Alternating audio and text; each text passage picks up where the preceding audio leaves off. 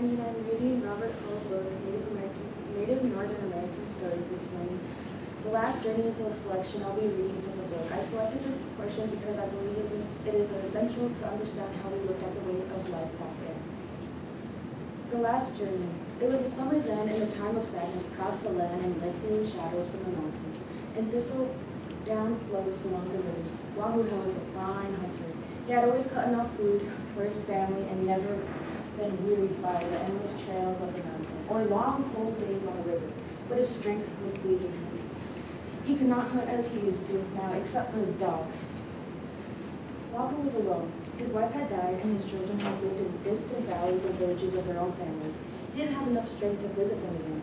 He would talk to his dog sometimes, but mainly Wahu spoke with the long shadows and the voices that came to him in the mist that hung in the valley in the evening.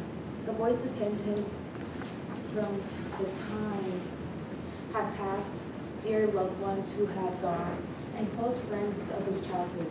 Wahu could no longer take an interest of the present and knew that soon it would be time for him to begin his last journey.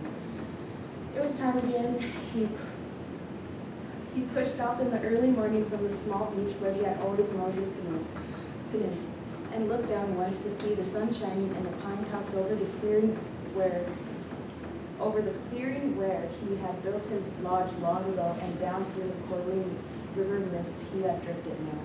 For hours the trail of the canoe made a long, calm view on the water. The sun rose on its noon height, then fell slowly across the long afternoon.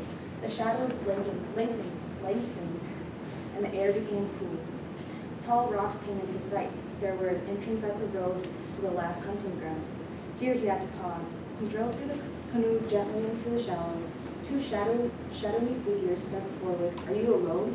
said one. "It is sad to travel to the last hunting ground unaccompanied." "I am alone," but he was not. Thank you for listening. We all forgot to say that. Oh, a couple.